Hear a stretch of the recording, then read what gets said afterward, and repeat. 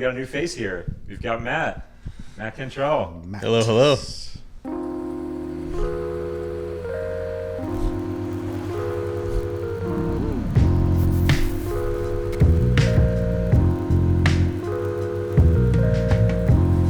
So we're here, episode 64 of the Chop Up. Got all the illustrators, all Illustrator episode guys. This is awesome. You haven't done this yet. What is up? Yeah. What is up, Cool. dudes? And we got a new face here. We've got Matt Cantrell, Hello. newest LinkedIn Hyped to be here. illustrator. Yeah. So you actually are our newest illustrator, but you kind of go way back with Lincoln. Yeah. So Dan and I started working together back in probably 2008, 2007, 2008. On the opposite side, where I was at a skateboard company, and we would bring on Dan and the team and Brandon to kind of backfill graphics that we didn't have the bandwidth to do internally. And then fast forward to 2012, 13, Dan had started Lincoln and would reach out to me to backfill some freelance graphics that they didn't have the bandwidth to complete. So it's been kind of a push and pull relationship for the last, almost 20 years now. That's awesome. Yeah, I mean, like, I feel like professionally, like, that's how it usually works, is you make these relationships and you just never know, like, at one point you're hiring Dan and the team, and another point, like, he's throwing you a gig, and Totally. it's kind of goes back and forth like that. Yeah, we've heard Matt's name thrown around for years now, and we're like, Yeah, what I the heck? used to sit in meetings with him way back in the day. Yeah. I don't think we ever talked, but I remember you. Well, when Jamie Thomas is in the room, he kind of takes control. But yeah, I remember sitting in those meetings. That was fun. Yeah. Yep. Just being in there with, Jamie Thomas is a rock star. So just He's sitting the in the best. Zero Skateboards meeting room with you guys was just mind blowing. Yeah. And then now I have you on the team. I couldn't be more excited, man. Yeah, It's just thanks, dude. awesome. Really I've appreciate always it. been a Hyped to fan be of here. your work, a fan of your work for sure, dude. Likewise. Yeah, so say a little bit more about, like, some of the projects you've worked on, whether it was prior to being at Lincoln, or I think we have some work here that you've done for Lincoln Sure. before your current status as a full-time team member. So once I started doing stuff with Dan, this was probably 12 or 13. I think he reached out just for some, like, I need something overnight kind of projects, Transformers, and there's some Turtle stuff, going into, like, this Billie Eilish stuff. I think often it was like, we're in a bit of a pickle and we need to get something to the client like tomorrow. Yeah, well, like for this Billie Eilish thing, we needed to present a bunch of different looks, so we just needed to reach out for someone. And you have this awesome, bold, sharp style here that worked well, and I'm glad they went with that one. Out of all the stuff we submitted to them, so it was just nice to have a different kind of a voice in what we were presenting. So Yeah, it's different and very complimentary as well to the stuff that that comes out. Oh, totally. For sure. Yeah, I think we busted this and another one, and then it kind of morphed into what it is here, with adding the text and going to this, like, raw cardboard style and with the tonal back print. And then you guys, I'm assuming it was one of you, both of you guys. yeah, I that- took the rest of them. I took that style and ran with it for the other 3 or 4 that were done. Yeah, that's pretty cool. That's kind of a cool thing about the team, is sometimes that happens where one person establishes the look and then they sort of get pulled away to work on other projects. And so a little bit about yourself are you like self-taught artist? You went to school, or what's your background a little bit? Yeah, no, I didn't. I've always been interested in drawing. Grew up drawing and skateboarding, and then I was working construction. Kind of wanted to change my life after high school. Long story, but ended up falling in with the Black Box crew, going down there, hanging out, skating a bunch, and got a job to start being like a junior illustrator there at Black Box for Zero and Mystery Skateboards at the time. That's rad. So you were skating with them first? It kind of came together. That's cool. That's so cool.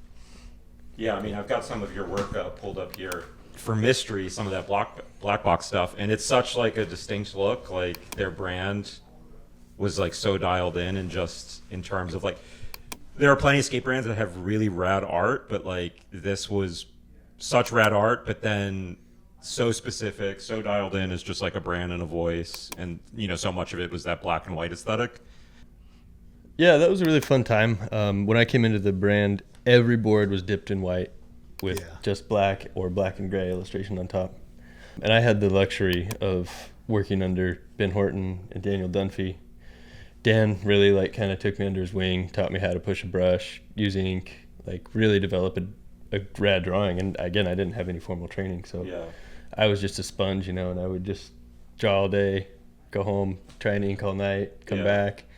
There it is. Get told it's trash. You're mad. You're mad. You got to go to sleep at night, oh, right? Yeah, because you can't wait for the I was morning renting to get back at it. Studio apartment in the hotel. That's awesome. So this black and white style that you worked on at Mystery, was that an artwork style that you were already kind of doing and interested in, or because I see this in your work now, and I'm wondering, is that because you worked there that it sort of influenced you, or did you kind of bring a lot of that? I think at the time it was kind of cracking, like Mike Giant was huge. This brand actually was cracking. And everything about the brand was black and white. The ads were black and white. The videos were black and white. The apparel was black and white. Like the whole aesthetic was black and white. And then over time, there was a transition into color. Like it started with this video premiere of the color theory, and then we started to introduce color into the board graphics, and that was kind of a transitional time for Mystery. But we were like trying to reinvigorate the brand. And so I don't know. We were trying all kinds of different things. Cool. Yeah, it's cool to see. Like when I look at everyone's art, there's like such a versatility in what everyone's able to execute. Like if you need to do digital art, vector art, but I also can always kind of tell like there's kind of a core, like this is maybe like your natural style, and it's cool to see the roots of that, because I identify so much with your work, like that black and white brush work and ink work. And you can totally see like the beginnings of that in your early Mystery stuff. Yeah, and I think at the time, like you weren't just drawing straight into a computer, So like you weren't just drawing with color. Like you couldn't realize the color until you inked it in black. Like you kind of ink the black key line and get that scanned in, and then you're inking colors with it. And at least it wasn't, in my experience, like super popular to be, drawing digitally in color. Like first rip, like it is now. Like oftentimes I'll just crack open the iPad and I'll like start establishing a palette and like cutting in lines in color first go, like on a black background, or like on just drawing in ways that you wouldn't normally do it with like ink and paper. And then we've got another one of your pieces here, this Sasquatch one, which is kind of a classic Lincoln piece. Had no idea that you did that. And then I think I asked Brandon one time, because Brandon does similar stuff with his line work, and I was like, hey, is this one of yours? And he's like, nope. So freelancer. Yeah, that was probably 2015, 2016. A while ago, right around that time. Somewhere in there. And that one, I think I had like a sketch for. We have like a simpler black and white version. You I think like I had that kind of Yeti drawn up as a sketch for maybe like a real graphic or something that just never came to fruition. And I hit up Dan and was like, I saw all the stuff that you guys were doing with the Sasquatch or the Yeti or whatever he is. And I was like, hey, dude, do you have any interest in using this for anything? And he was like, dude, put a beer helmet on it. I was like, all right, sick. That's awesome. Yeah. Done. Yeah, from the graveyard back to life. You still have the original? Yeah, I do. Dope. Yeah. It's like the size Don't of tell a Dan, napkin. bro. He's gonna ask for it. So I thought we could talk about like some projects we've all worked on at Lincoln recently that we're particularly stoked on, Like maybe like Brandon and I were just talking earlier about some pieces that he's done, and he kind of had some cool some info on Fortnite stuff. Fortnite's a great client. Just a cool game, cool characters.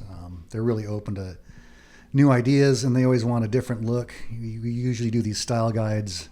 We pitch to them a bunch of different art styles, and some we did recently were it was kind of like I'm right-handed, so imagine like what if I did it kind of left-handed, So the challenge there is how do you make something look kind of busted and doodly, but also keep that professional refinement to it, So it's more in like the layout and the colors to make it look professional, but it still kind of had like almost like a doodle type of feel to it. And then we did one that was kind of like a graffiti style, but not like a beautiful mural style, like you see on the side of a dumpster, just like tags over tags and it's dripping down. So we did something like that, and that was a challenge because it also had to be vector. So I had to figure out a way to do kind of something that looked like spray paint that I can convert to vector. And yeah, it's just a cool, messy kind of look. Both of those styles were kind of messy, a little different from more of the refined stuff that I normally do. So it was just kind of cool to explore different styles. And then that also gives me kind of like a toolkit that's just extra tools in my toolbox that I can use down the road for maybe other projects. If you're thinking of a new style you need, like oh yeah, that style I did back then. It's just been there, done it's cool that. to explore that and just get new tools in your toolbox, you know. Sweet. So that left-handed style, you actually did that with your left hand? No, Okay. I try to mess around and see like how does this happen. No, yeah, that's the challenge of it. Like how do you Give kind that of illusion. give that illusion idea. that kind of like like you don't know what you're doing, but it still has to look like a refined, awesome design. Yeah, So collection. it's Step it's back kind and of it a looks difficult great. line to walk. How do you make it messy and crappy, but also professional? Right. Yeah, that busted vibe but it still looks good. It's like the right kind of busted. Yeah. Can be pretty tricky to Yeah, it can sometimes be difficult. Cause like, to land that correctly. too crappy. Tell us a little bit about this project Oh, yeah. that you worked on. That was a cool experience. This Chem Block 43i. That was a great experience. We did the poster for it. The whole working in front of an audience with that, on that canvas. Did a portrait with his the famous truck. Man, oh man, that was an experience for sure. Yeah. I don't know if you guys have worked in front of audiences, like a live audience. Not often. You guys went out to, was it Utah? Yeah, Park City. Amazing setting. It was a great time, dude. Yeah. People all over the place. Dude. And this was to honor Ken Block. Yeah. Right, correct. I think it's the first annual 4-3 days. So it was a very special event.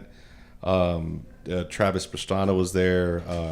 His whole family was there. His wife Lucy was. So yeah, it was a spectacle, and there was something that some items there you can't really prepare, ahead of time. Obviously, you got the audience factor. You got the time factor. You got the weather. Is it dry? Is it humid? Is it going to So rain? his family's like kicking it there while you're drawing him. Yeah. Oh, no yeah, pressure yeah. there. Dang, Oh, heavy. zero pressure, Yeah. right? And just anyone that wants to come up and, Yeah. and chat. You you learn how to you try to manage time. You have, so at the end, the painting it was an auction, right? Sure. So later in the day, so the aim was to do have the painting live from start to finish during the event, and I think it was at 9 p.m. there was going to be an auction, and that painting was supposed to be auctioned off. Well, I didn't get it done. I didn't get it done in time, dude. People talking and people like, dude, oh yeah, come over here, pictures and all that stuff, and it's like, dang, you can't really prepare for that, right? So yeah, the next day, we had a good buddy Stu show us around their property. He gives us the address. He comes gets us at the entrance. Bro, long old driveway, amazing, rally track, all the whole deal. And Lucy, Ken's wife, is at the place, in the crib. Wow. Dude. And so we have a golden opportunity to hand her this painting, and she takes it in, and she loves it. It was like a great reaction. It made everything worth it. At that point, it was like, all right, cool. Auction wasn't meant to be, you know what I mean? Yeah. And this is a lot better, man. Yeah, So, just For sure. yeah. So you get the feeling that this is something that's probably bigger than us, you right? It's one of those moments. Totally, yeah. Super rewarding. So yeah. Yeah. Great experience. Yeah, it seemed like a great trip for the Lincoln team in that it kind of what you're saying, it hit, there's an art component, there's like the design, doing this event, and then something that's like so much bigger than just the art. Yeah, I'm sure you never imagined that your artwork would take you to an event like that and put you in No, a circumstance like that. Yeah. I learned a lot, man. I mean, So yeah, the whole like things that you don't think about and things that you can't prepare for, right? Like the audience. I don't know if you guys have ever drawn in front of the audience. You know, even here in the office. Like I don't know how you guys feel. You know, there's that. You know, people looking over your shoulder. Looking over my shoulder now. It just throws you off. I don't know. Some people they like it, they embrace it. Others are like more like, nah, let me. Yeah, turn off let's the lights. pause on that for a moment. Have you guys had to do anything like that, like a mural or a live art thing, where you had to draw it?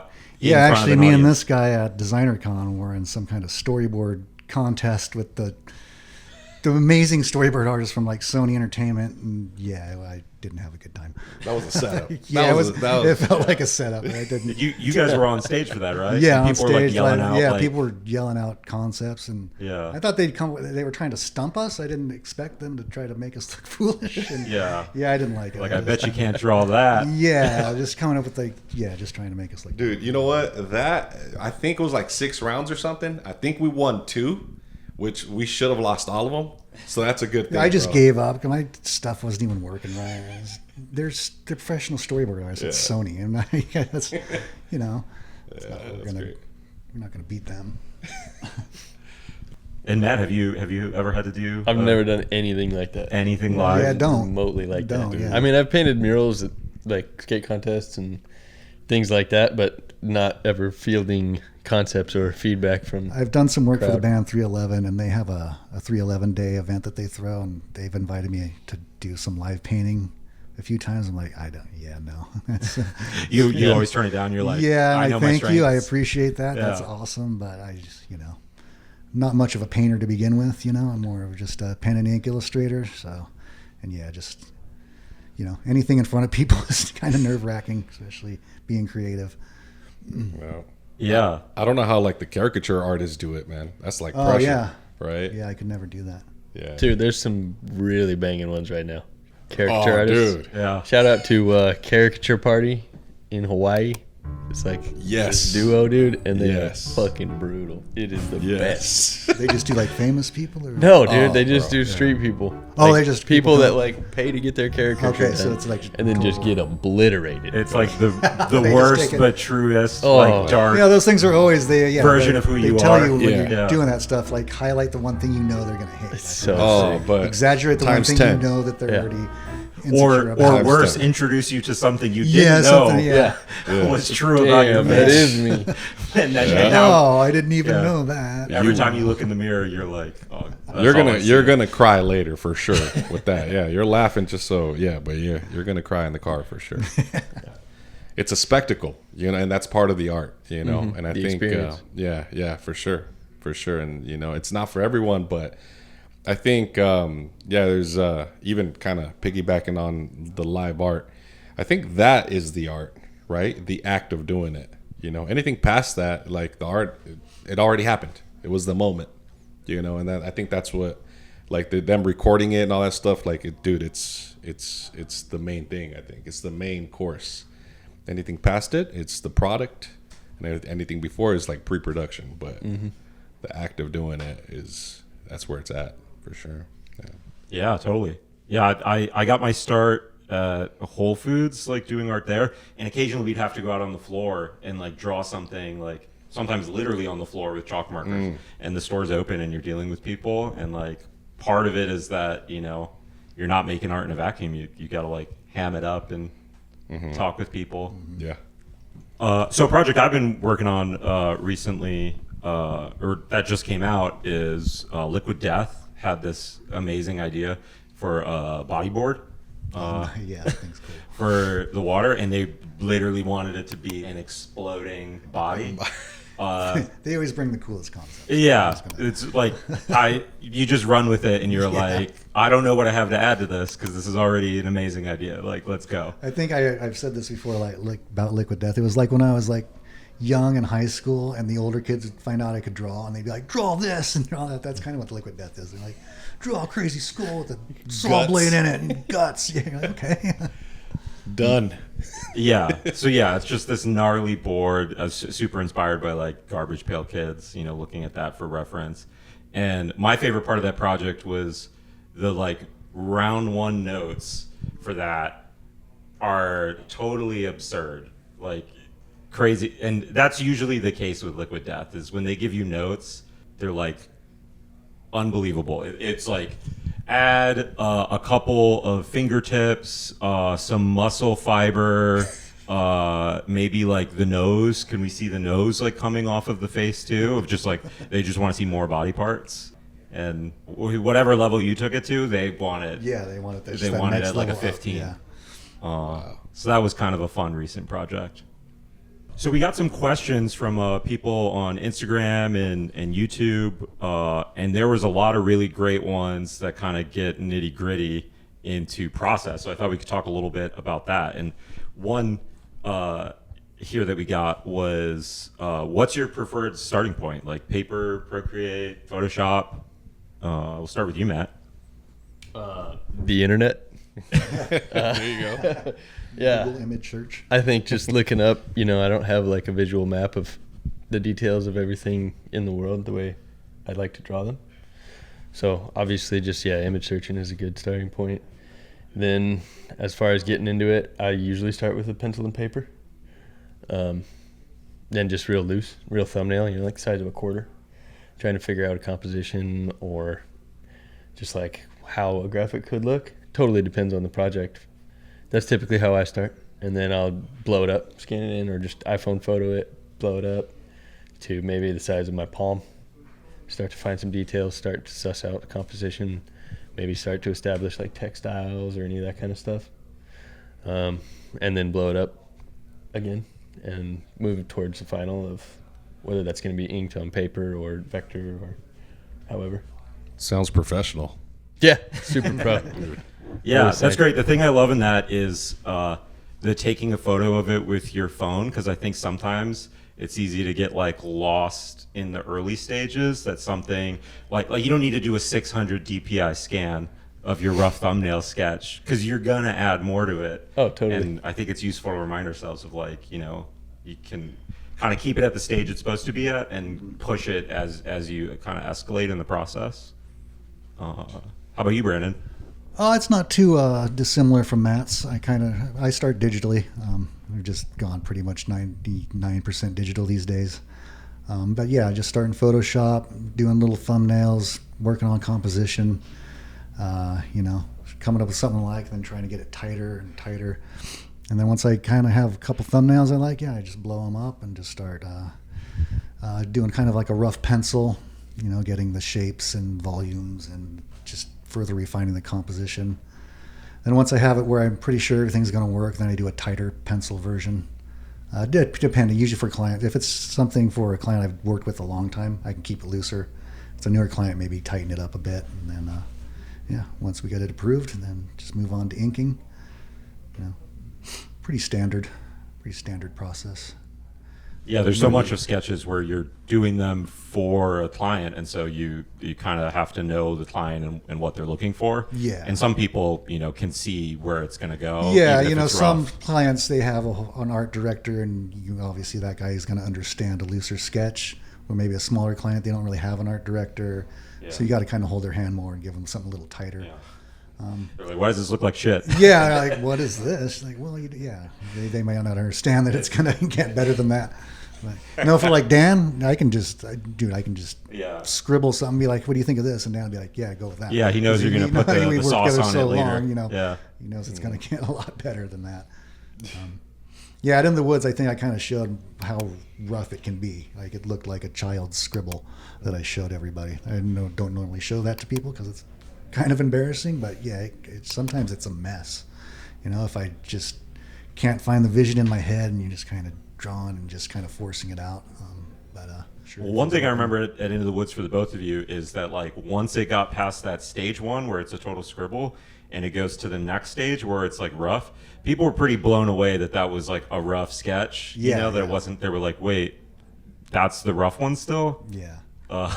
Yeah, it's almost like I have my rough sketch and then I do a pen. It's almost Yeah. like inking that, but with pencil. Then you get a little tighter, maybe with a little less of detail, or the detail's quicker. Sometimes just sketchy, you can just like throw in some lines where your cross hatching or shading is going to be. And then when you go to ink it, you can take your time and kind of refine it. Sometimes you don't even, if it it's like a skull or something, I can just loosely do it, and then I can ink it right from there and add what I need, because just sometimes experience just plays into that, and you don't need all that detail in your sketch. You can just add it, by eye as you're inking. Yeah, that's right. I think, when thinking about the client, there's enough information on a sketch for you, but that doesn't mean it's going to be enough for them. So how to decipher that, how to, provide that happy medium.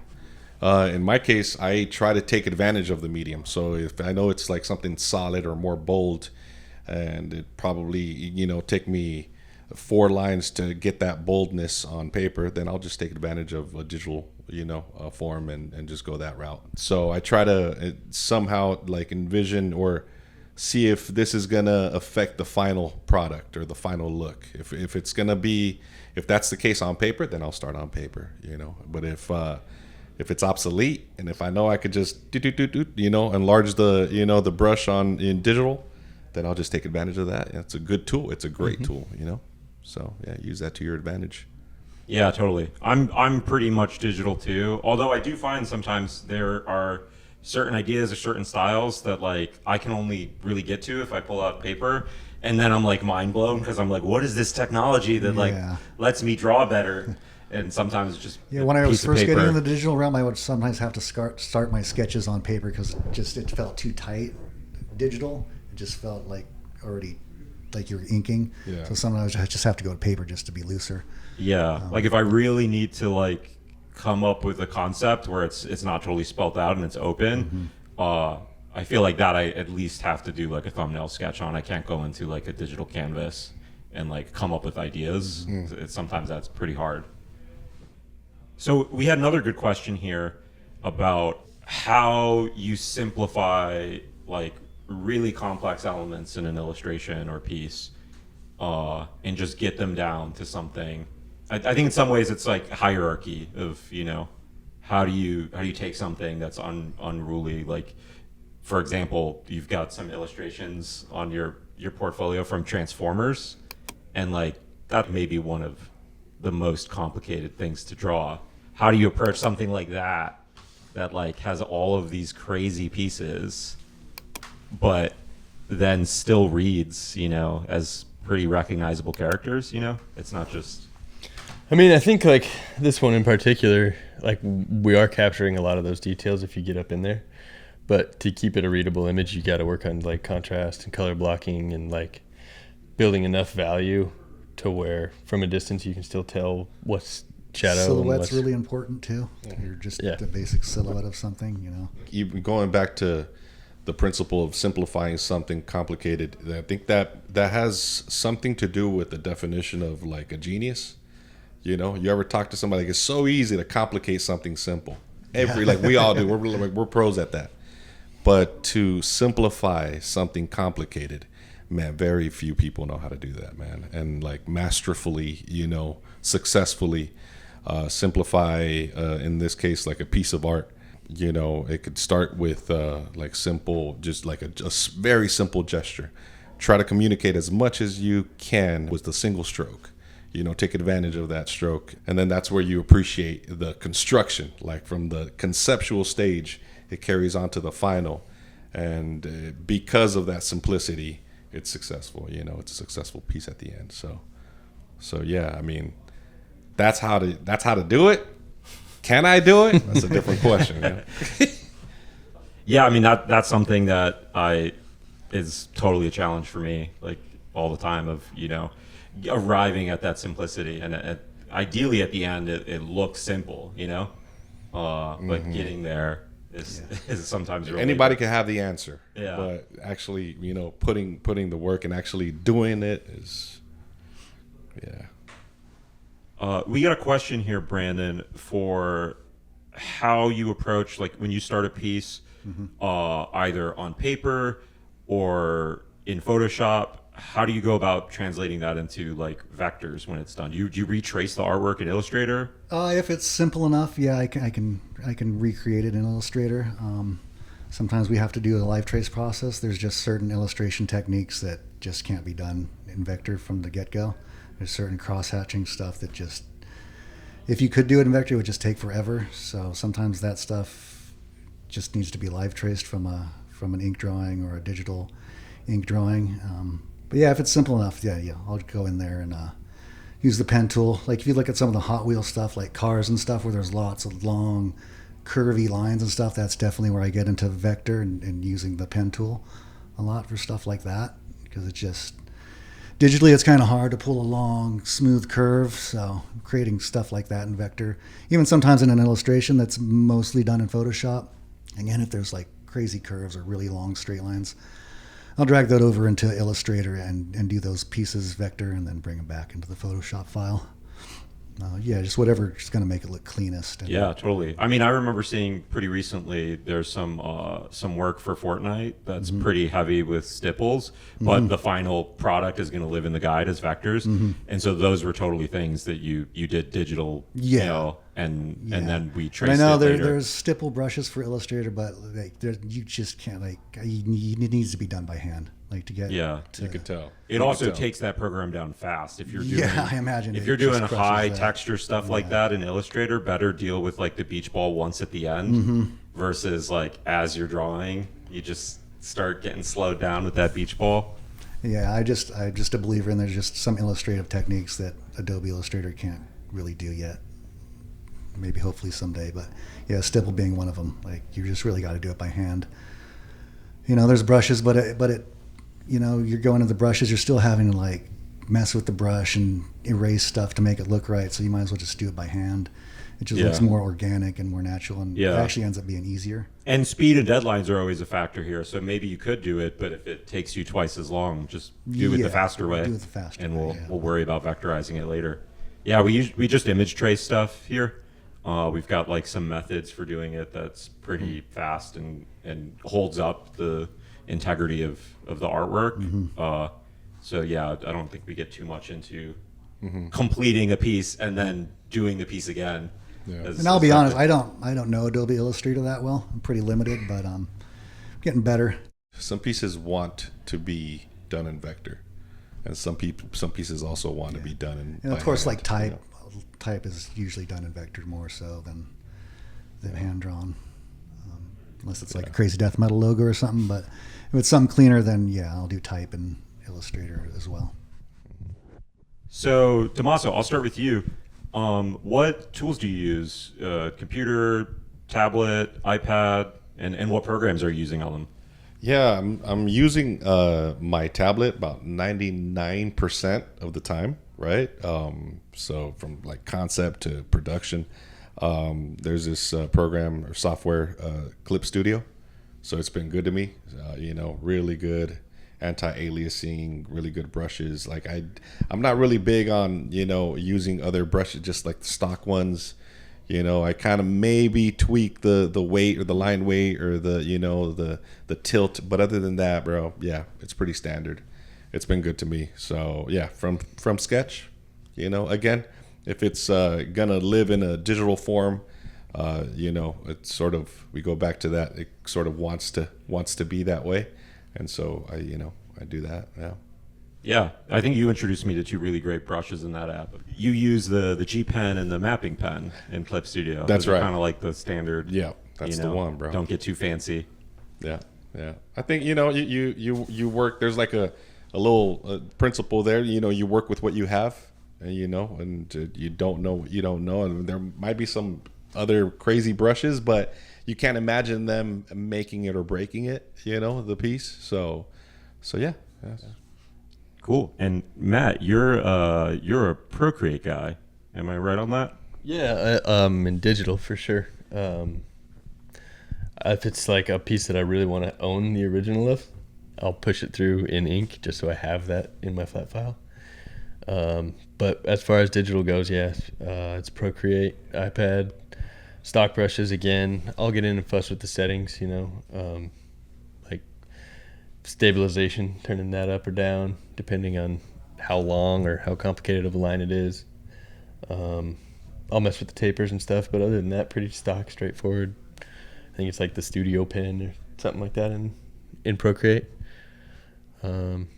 You were showing me something that's pretty rad that you use with Procreate on your iPad. Yeah, I recently got this little macro pad from Whoa. what's Work that? Louder. You can like download different configurations wow. and have all your shortcuts there, so you can keep your right hand That's amazing. drawn, and your left hand can do all the shortcuts. What? You Never can adapt seen it, such you a can thing. change This it. is amazing, yeah. It lights up really sick. RGB. Oh, yeah, that's what matters. Does it Look look like cool cool? gamer. Does Yeah. it look cool on my desk? Yeah. Does it glow?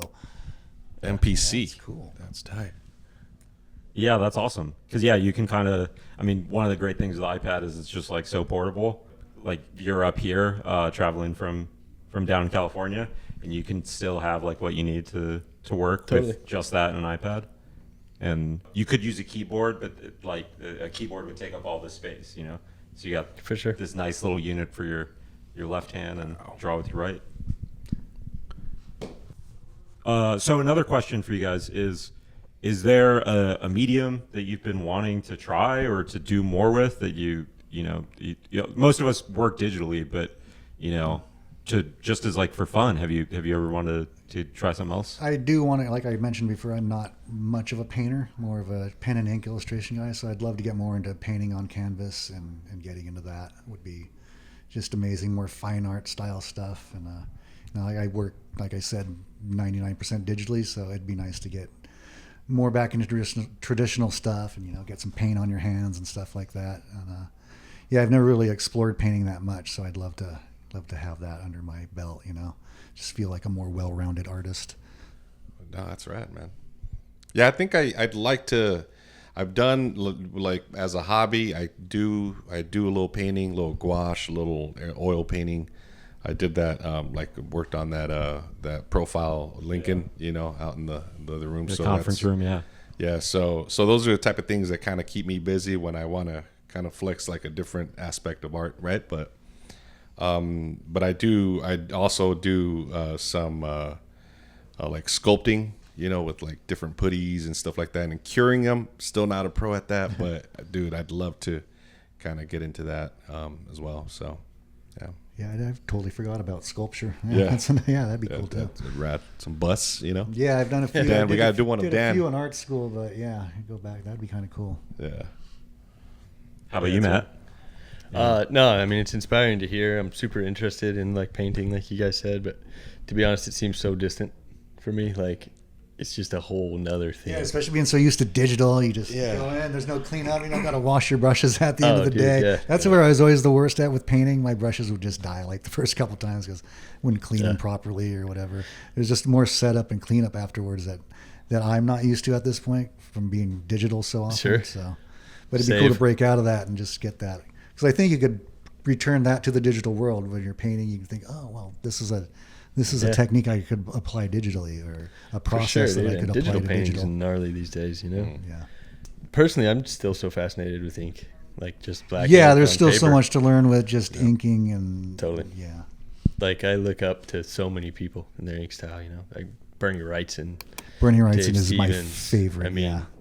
There's just dudes that have, people that have just Oh, done yeah. amazing things that seem so far away. Like, seems like I could work the rest of my life and just I never. mean, yeah, I'm get still there, trying you to attain that Bernie Wrightson Yeah. level of just amazing crazy. line art and line weight.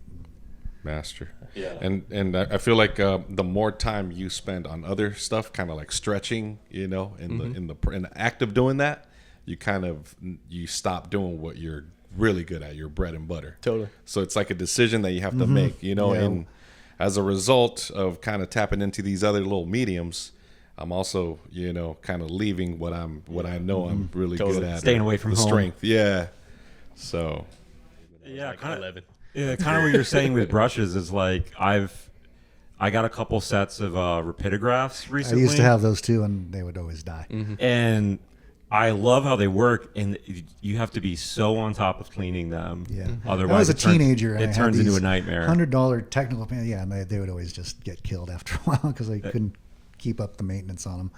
Yeah, I'm just like sitting there in the sink, like disassembling and taking the needle out of Yeah. the barrel, and got But the they little- made me the feel little so pump. pro though. Like they Yeah. were such a professional feeling tool though. Those things were cool. Yeah, I've just been trying to ink a bunch more by hand as like a hobby, just to kind of shake it up, get away from the digital a little bit. and kind of refamiliarize of like, what is it that your hand can kind of just do naturally with like a pen or a brush that you can do digitally, but you got to get to a point where you feel real strong with it on paper, and then you can bring it over to the digital sometimes. Oh, for sure. So one last question we got quite a bit was, how much do we actually draw? So Matt, like how much do you draw? I mean, always. You know, I got a 5-year-old and a 8-year-old, soon to be, and our days start with drawing. So like we'll be making breakfast, dude, and we'll break out the Crayola markers and we're drawing whoever's the hot character, or we'll make stuff. You know, the kids will start drawing. We'll start making it out of clay. And that's just kind of my warm up, and then throughout the day, throughout the week, it's always changing. But there's really never a time where I'm not like drawing something, whether it's a doodle for something I want to make, or a client project, or letters for an alphabet. I mean, it's always drawing. A little note for the wife. Yeah. Oh, all the time. Yeah. And if you're not drawing, you're thinking about drawing, right? Yeah. You're thinking about how can I translate that? Constantly thinking about that next project or how you're going to approach something. Yeah. There's, I mean, you depending on the project, like, you know, here at work, sometimes it does. There are weeks where the volume is higher, and it's more like less thinking, more doing, you know. And there's some that, it does require a certain amount of research, and you know, like there is such a thing. It's not subjective, you know. Like the client doesn't want your opinion; they know the direction, and so now there is such a thing as getting it wrong. And so, you know, you do research. If it's a portrait, okay, you know, it can or can't look like the guy, you know. So, so it all depends, but definitely that switch is always on. You're always thinking about how this could be translated over different mediums, digital, you know, analog, paint, whatever the case. So, yeah. Totally. I mean, this is like fun. It's not totally work. Sometimes it's work, but you know, it started as a passion that I had since I was a kid. So I think all of us are drawing all the time just because that's what we want to be doing. Yeah, it's more about kind of time management and how long should you spend on this sketch. You know, I try to keep it to 2 to 4 hours for a sketch. You don't want to spend too long on something that might not get approved, and it's just kind of managing your time and knowing through experience just how long it's going to take to ink certain things, and just keeping it managed helps you, you know, maintain a high level of output, you know. Right. Yeah, and you spend a little bit more time than you'd like on a piece. Just get up and go. Just to kind of turn it off for a bit. Come back a couple hours, and you're like, oh snap, you know, totally fresh perspective. Yeah, and you take it does. Yeah, absolutely.